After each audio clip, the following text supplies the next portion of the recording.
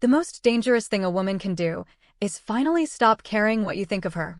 The study was silent except for her voice. Kang Hyun-woo sat behind his desk at 2 in the morning, headphones on, eyes closed, one hand flat against the surface of the desk like he needed something solid to hold onto. The shipment delayed at Incheon port could wait. The 3 missed calls from his lawyer could wait. The rival syndicate making moves in his territory, the one his men had been tracking for 3 weeks, could wait. Everything could wait. Because she was still talking. You dressed yourself down so they'd feel comfortable. You made yourself smaller so they wouldn't feel threatened. You swallowed your own name in rooms where they never bothered to learn it. And you called that survival. But baby, that was just you disappearing. Slowly. Politely. On their schedule. His jaw tightened. Park Sung-jin, his second in command, stepped into the study with a folder pressed under his arm and urgency written all over his face. He opened his mouth. Hyun-woo raised one finger without opening his eyes. Park Sung-jin closed his mouth. They stayed like that. The only movement in the room was the slow controlled rise and fall of Hyun-woo's chest. Then the audio ended. The silence that replaced her voice felt like something being taken away. He pulled the headphones down slowly and looked up.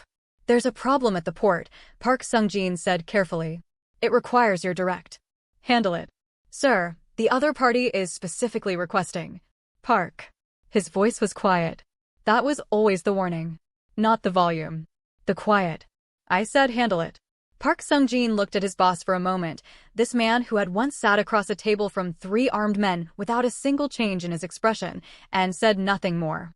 He backed out of the room and pulled the door shut behind him. Inside, Hyun-woo pressed play again. He had found the page 91 days ago. An algorithm recommendation buried at the bottom of something he hadn't even meant to click. Quiet signals by K. No face. No name. Just audio uploads, twice a week, sometimes 3, always late at night. The profile photo was a smear of blurred city light. The bio read only, for the ones nobody's listening to. He had played the first episode to fall asleep. He had not slept. By the 3rd episode, he had gone back to the beginning and listened to everything. By the 2nd week, he had cleared his evening schedule on her upload nights without telling anyone why. By the 3rd week, he had pulled his tech team into his office and told them to find her. They hadn't. Encrypted uploads. Anonymous routing. No metadata, no face, no location slip. Whoever she was, she had built her invisibility deliberately. And yet every time she opened her mouth she sounded like someone who understood, in her bones, what it meant to be unseen. He wanted to find her. That one sat in his chest like something he couldn't name and couldn't remove, and it bothered him in a way that very few things in his life ever had. Kang Hyun-woo dealt in certainties. He built his empire on the ability to assess, to decide, to control. He did not sit in darkened studies at 2 in the morning undone by a voice attached to no face. And yet, whoever you've been shrinking yourself for, her voice said through the headphones, they are not worth the size of what you gave up. He sat very still. Welcome to Afro Seoul Mafia Diaries. If that opening already has your chest tight, drop a studio microphone in the comments, because we are just getting started. And if nobody has told you to subscribe yet, let me be the first. Hit that button so you never miss a story like this one. Now back to it. Because here is the part that would have destroyed Kang Hyun-woo completely, had he known it. The voice he had spent 91 days trying to locate, the voice his tech team had chased across encrypted servers and anonymous networks, was 40 steps down the corridor. Karina Kingsley had been awake since midnight. She sat at the small desk in her staff room, laptop open, USB mic plugged in, glass of water untouched beside her. She had just finished uploading episode 47 of Quiet Signals by K. She closed the browser tab without reading the comments. She had learned that reading them right after uploading made her feel too exposed, too open, too much, and sat back in her chair. The room was small. Technically, it had been a converted storage space before she arrived. It had a single window that looked out onto the side of another building, a bed with a pillow that had seen better years, and a uniform hanging on the back of the door. Gray. Shapeless. Designed, she had always thought, to make the person wearing it easy to overlook. It worked. She was 34 years old.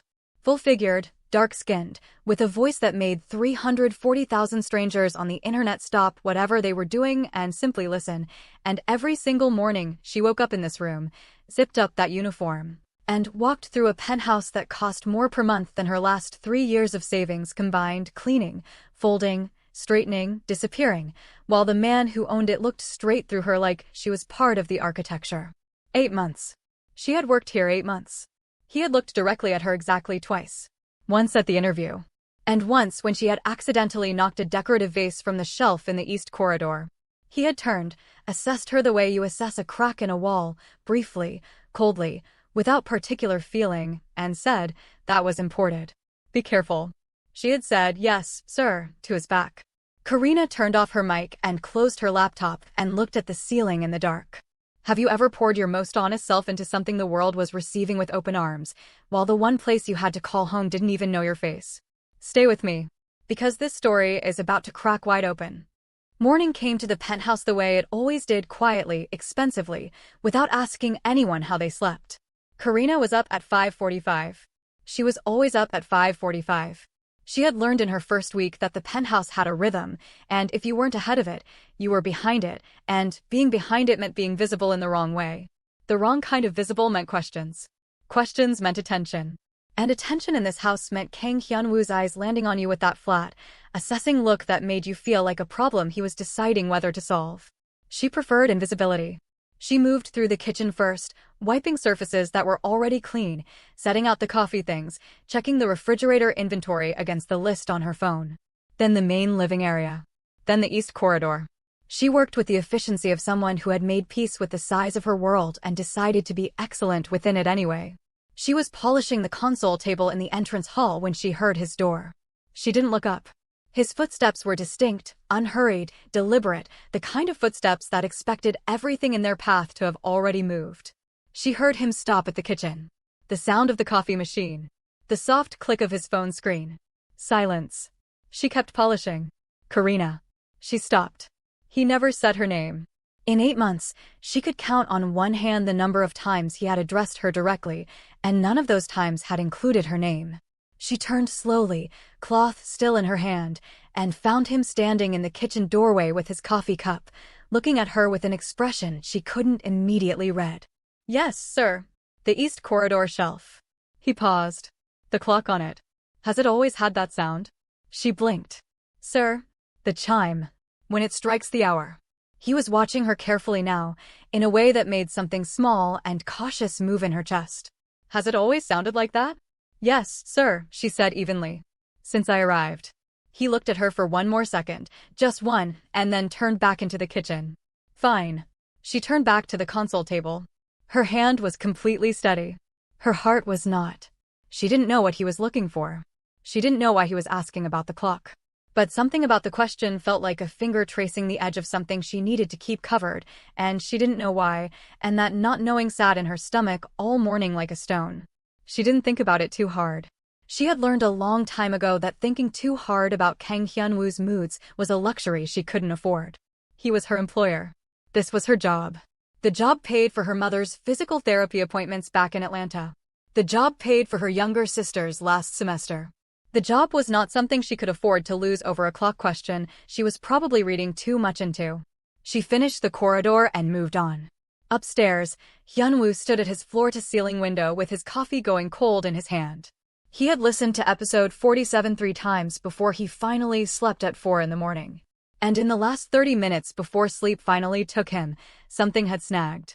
A small thing. A background detail so minor he almost missed it. A clock chime. Faint, barely audible beneath her voice, landing at exactly the 53-minute mark of the episode. A specific sound, not a standard digital tone, not a phone alarm. Something older. Something with a particular resonance that he recognized in the way you recognize a smell from childhood, not with your mind, but with something deeper. He had sat up in the dark. He knew that clock. It lived in the east corridor of his own penthouse. He had bought it at an auction in Vienna 4 years ago because the sound of it had stopped him cold in the middle of a room full of people, and he had thought, without knowing why, "I want to hear that every day." He pressed play again and listened for it. There it was. 53 minutes in. The same tone. The same resonance. Unmistakable.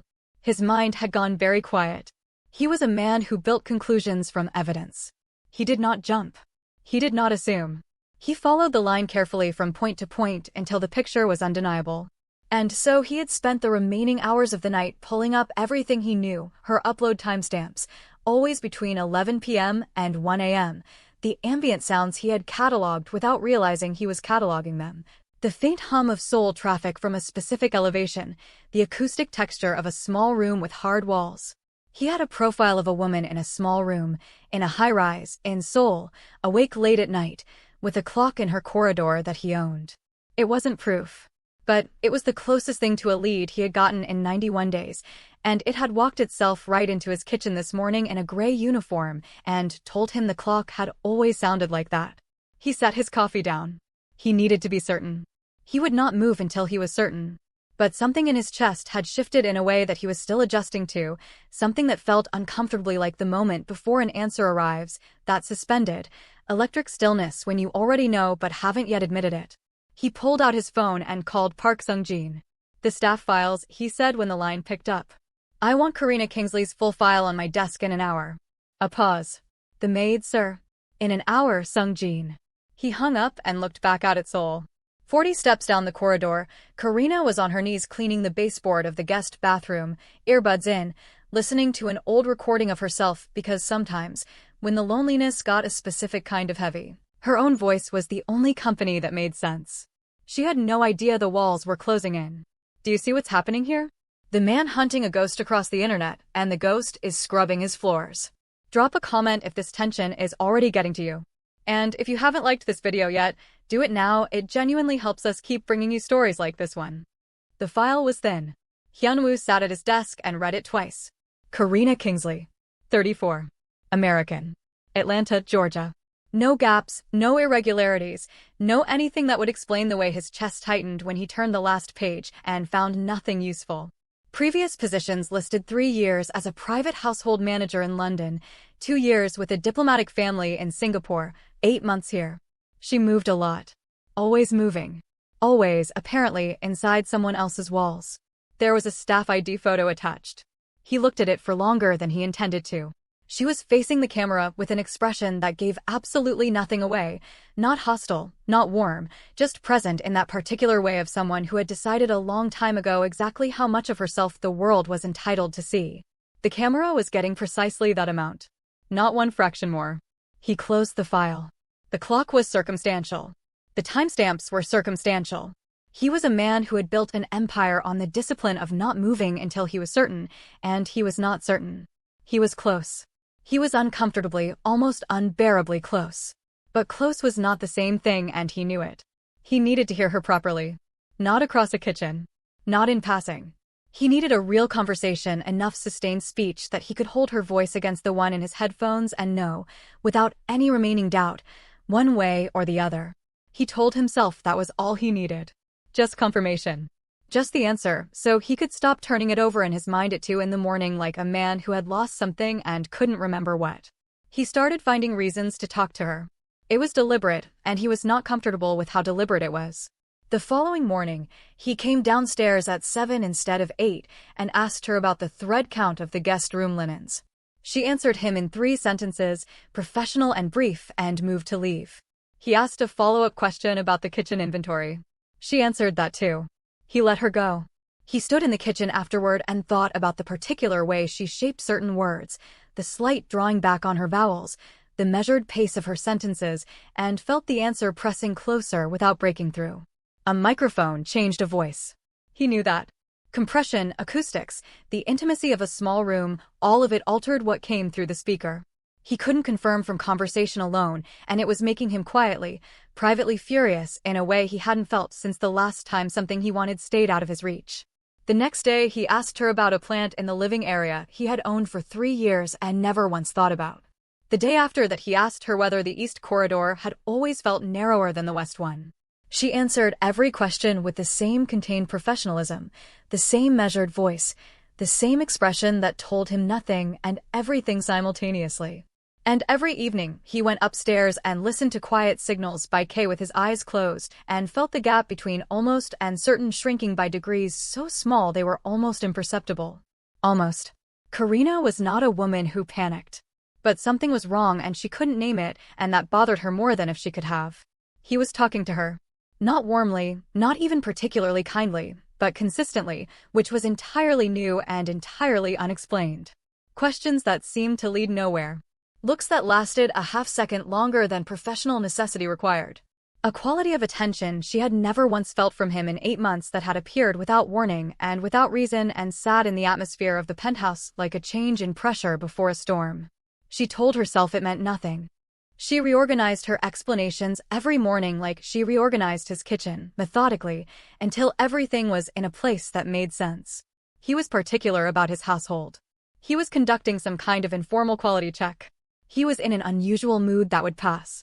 She cycled through each explanation and held on to it until it started to feel thin and then picked up the next one.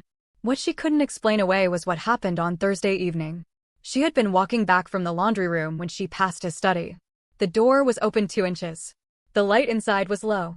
She wasn't looking, she never looked, but she slowed instinctively because something snagged at the edge of her hearing. A voice coming from inside the room, faint and familiar in a way that made no sense. She stopped. Took 1 step back. Listened. It was her.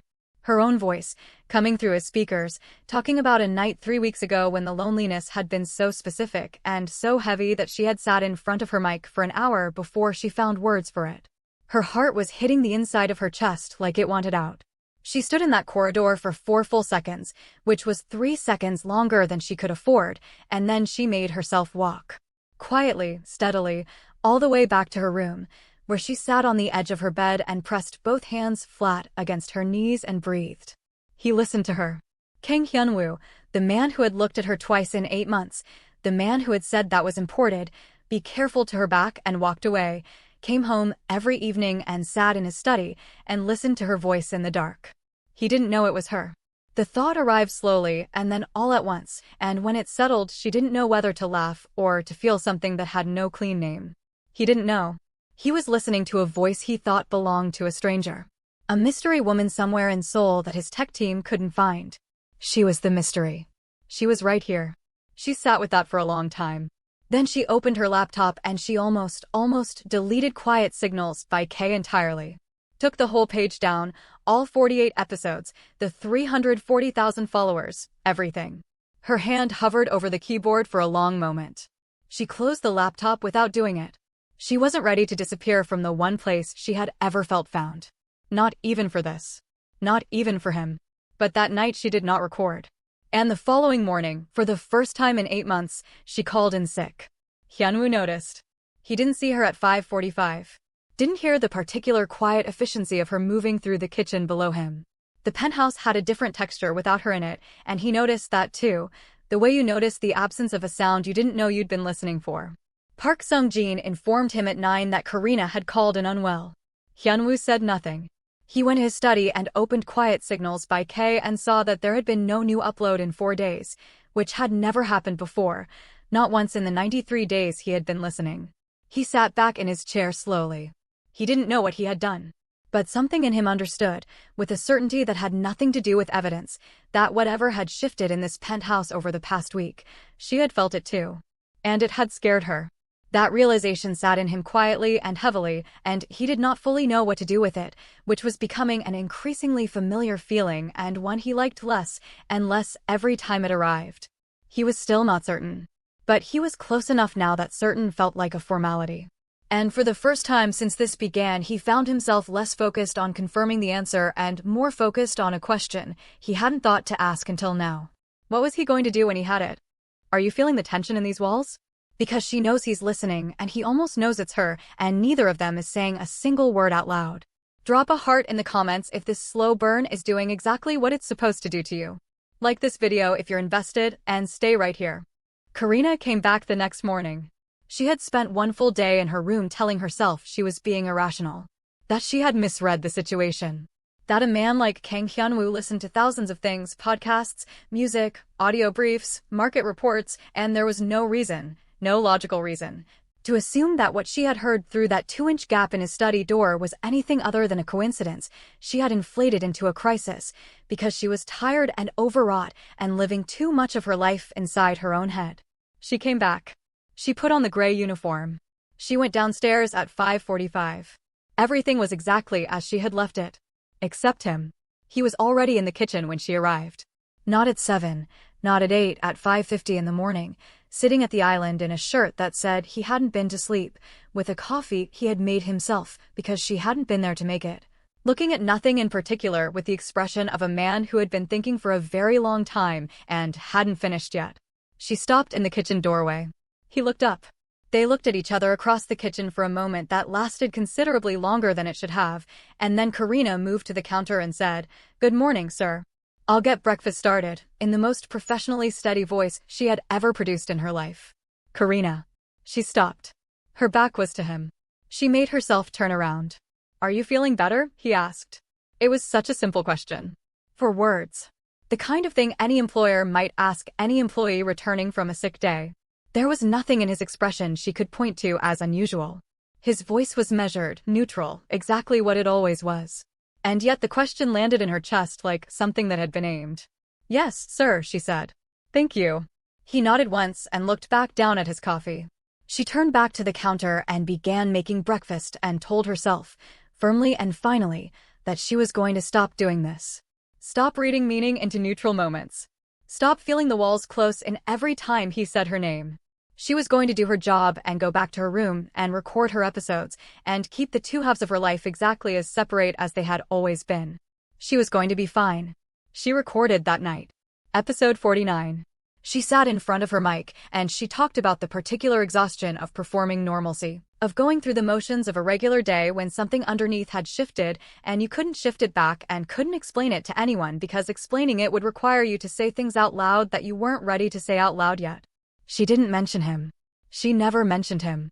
But he was in every sentence the way he had been in every sentence for weeks, the negative space around every word she chose, the thing she was always almost saying. She uploaded it at 1:12 in the morning. She fell asleep with her laptop still open. Upstairs, Hyun-woo was awake.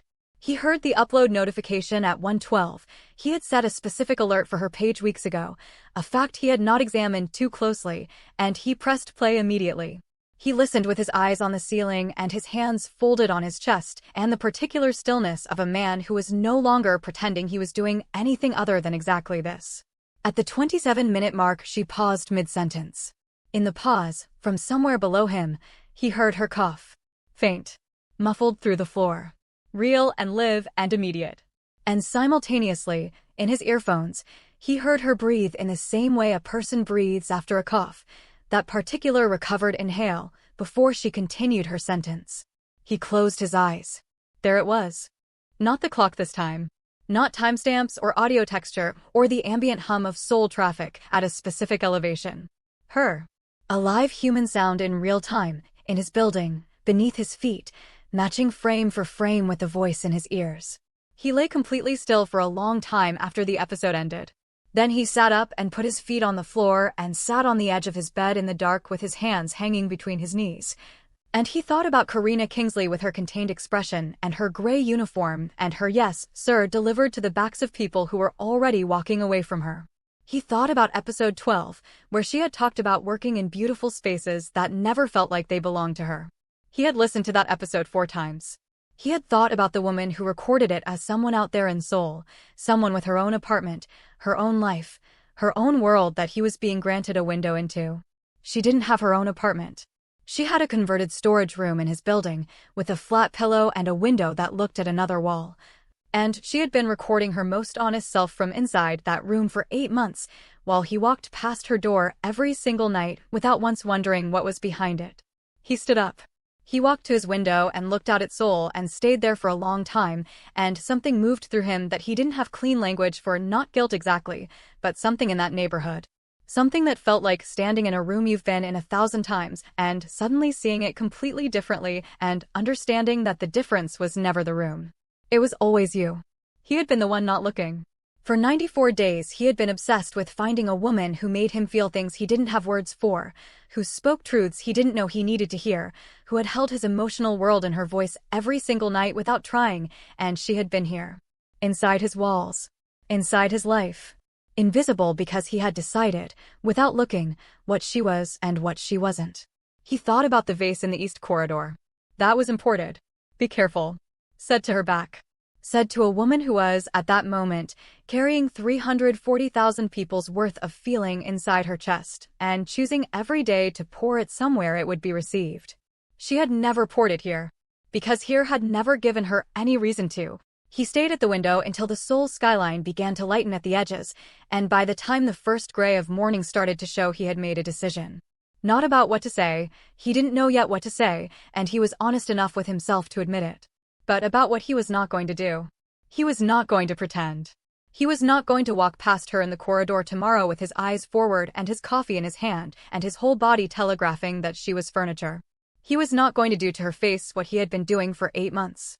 He didn't know yet what came after that decision. But he knew the decision was made. Karina woke at 5:45 to her alarm and lay in the dark for a moment before getting up. She had dreamed about Atlanta. Her mother's kitchen. The smell of something good on the stove and the particular quality of afternoon light through old curtains. She lay there and held the dream for a few seconds, the way you hold something warm before the morning takes it, and then she got up and reached for the gray uniform on the back of the door. She stopped. She stood there with the uniform in her hands and looked at it for a long moment. Then she put it back on the hook, went to her small dresser, and pulled out a dress she hadn't worn since she arrived in Seoul. Deep burgundy. Well-fitted. The kind of thing she had packed on instinct and never found a reason to unpack. She didn't examine the impulse too hard. She got dressed and went upstairs. She didn't know that he was already awake. She didn't know he had been awake all night.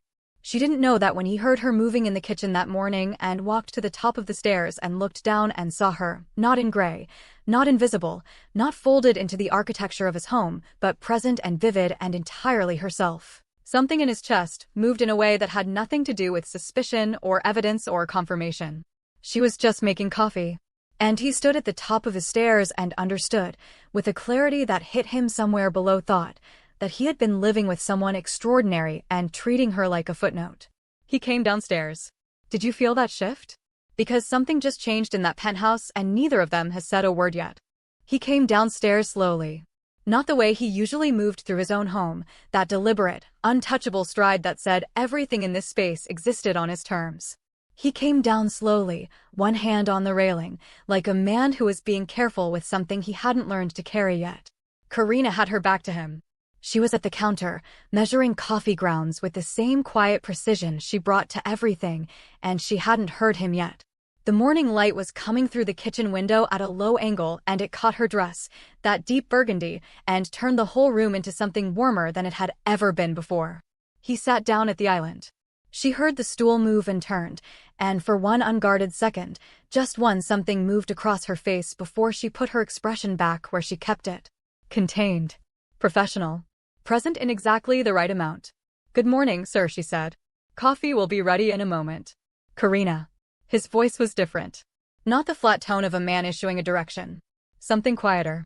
Something that didn't have the usual wall behind it. "Sit down." She looked at him. "Sir." "Please," he said. And that word, that single word, sat in the kitchen between them like something neither of them quite knew what to do with, because in 8 months, he had never once said please to her about anything. She sat down slowly across the island from him, hands folded in her lap, back straight, everything about her posture saying she was ready for whatever this was and would handle it with dignity regardless. He looked at her for a long moment. Then he reached into the pocket of his shirt and set his phone on the counter between them, screen up, and pressed play. Her own voice filled the kitchen. Asterisk, there are people who will look through you every single day. And it won't be because you're not extraordinary.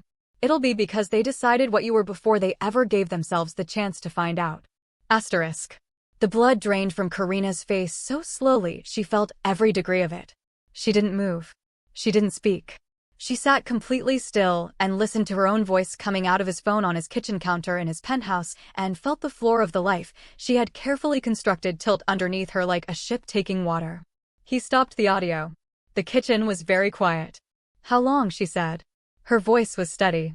She would think about that later, how steady her voice was. "How long have you been listening?" 94 days, he said. She absorbed that. 94 days. She thought about everything she had said in 94 days of episodes. Every honest thing. Every vulnerable thing. Every piece of herself she had poured into that microphone thinking she was safe, because nobody who lived here knew where to look. "When did you know it was me?" she asked. "I suspected for 2 weeks, he said. "I confirmed it 2 nights ago. And you didn't say anything." "No." "Why?" He was quiet for a moment. When he spoke, it was with the careful precision of a man who had rehearsed nothing and was choosing every word in real time. Because I didn't know what I had the right to say. Karina looked at him across the island. Really looked at him, not the careful peripheral awareness she had trained herself to maintain for 8 months, not the practiced not looking of someone who had learned that looking too directly at power was how you made yourself a target. She looked at him directly and fully and she said, "You've been listening to me for 94 days. Yes. You had your team trying to find me." A pause. Yes. You were obsessed with a voice you thought belonged to some mysterious woman somewhere in Seoul. Her voice was very calm. And I was here. In this building. 40 steps down the corridor. In a room that used to be a storage closet. She let that sit for a moment. "And in 8 months you looked at me twice." He didn't look away. She had expected him to, expected that particular retreat behind the coldness that powerful men used when accountability arrived uninvited. He didn't retreat. He held her gaze and said, "I know." "That's all," she said. "You know? I don't have a defense," he said. "I'm not going to build one." She studied him. She was looking for the angle, the calculation, the chess move, the thing he wanted from this conversation that would explain why he was having it. She was good at finding angles. She had spent enough time in enough powerful people's homes to know that vulnerability from people like Kang Hyun-woo almost always had architecture underneath it. Something load-bearing. Something strategic. She couldn't find it. He just looked like a man sitting with something uncomfortable and refusing to put it down. "Episode 12, she said suddenly. Something shifted in his expression. "Recognition. You listened to it 4 times, she said. The upload counter shows individual plays from the same device if you know where to look. For times. That was the one about working in beautiful spaces that never feel like yours." He was very still. "I recorded that one sitting on my floor," she said. "Because the chair hurt my back and I didn't want to ask for a better one because I didn't want to be noticed." She paused. "I was talking about this penthouse. I was talking about this life. I was talking about what it feels like to make somewhere beautiful every day and have it never once feel like it has any room for you." "Karina, I'm not finished." She said it quietly. Not with heat. Just with the absolute calm of a woman who had decided, somewhere between sitting down and this moment, that she was going to say every true thing or she was going to say nothing. "You want to know the strangest part? The strangest part is that this," she gestured at the phone between them, "this was the only place I felt like a person in this city." Quiet Signals by K. 340,000 strangers who listened to me because they wanted to. Not because I was useful to them. Not because I was maintaining their home or anticipating their schedule or making myself small enough to move through their space without inconveniencing them. Her voice stayed even. They just listened. He was quiet for a long moment.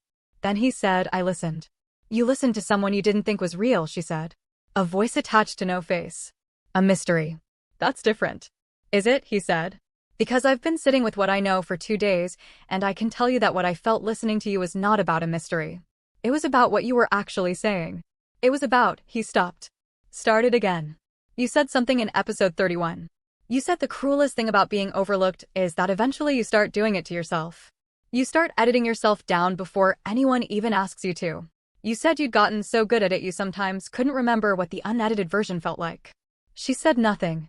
"I've thought about that every day since I heard it," he said. "And then I found out that the person who said it was here. In this building. And I thought about the vase." He paused. "The East Corridor. When you first arrived." I said. "That was imported," she said quietly. "Be careful." "To your back," he said. I said it, "to your back." The kitchen was very still. "I'm not asking you to forgive that," he said. "I'm not asking you for anything. He looked at her with the particular expression of a man who had run out of the language he usually used and hadn't yet found what replaced it. "I wanted you to know that I heard you. Not the mystery. Not the voice without a face. You. I heard you. And I'm sorry it took me this long to look." Karina sat with that for a long time. Outside the kitchen window, Seoul was fully awake now, loud and indifferent, and going about its business the way it always did. The coffee had finished brewing. The smell of it was warm in the air between them. She stood up and poured 2 cups. She set one in front of him.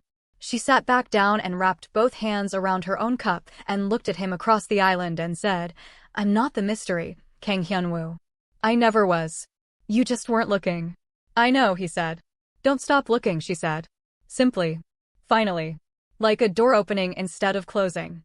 He looked at her, really looked at her, The way he should have looked 8 months ago, the way she deserved to be looked at and said, I won't.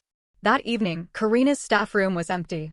Her things had been moved to the guest suite on the top floor, the one with the wide window that looked out over all of Seoul, not the side of another building. A new desk sat by the window. Professional-grade microphone. Studio-quality headphones still in the box. No note.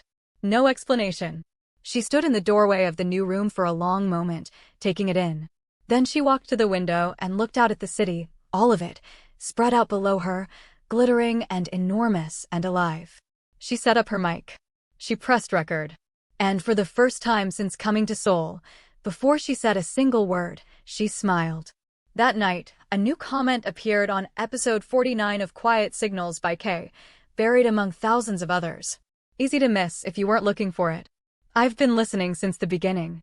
I'm not going anywhere. The username, KHW. She read it at midnight, sitting in her new chair in her new room, with all of Seoul outside her window. She didn't reply. She didn't need to. She just pressed record. And started talking. And that is how the quietest woman in the room turned out to be holding the most powerful thing in it. Not a weapon. Not a secret. Just her voice. Just the truth. Just herself, unedited, unbothered, and completely, finally, seen. If this story moved you, if Karina's journey sat with you the way it's sitting with me right now, drop a heart in the comments and tell me which moment got you the most. Was it the clock? The burgundy dress? That final don't stop looking? Tell me. If you are new to this channel, you just found your people. Hit that subscribe button and turn on your notifications because every single story we tell here is built for people who believe that the quietest voice in the room is sometimes the most powerful one. And if you know someone who needs to hear a story like Karina's today, someone who has been making themselves small in spaces that don't deserve them, share this video. Right now. It costs you nothing and it might mean everything to them. We'll see you in the next one.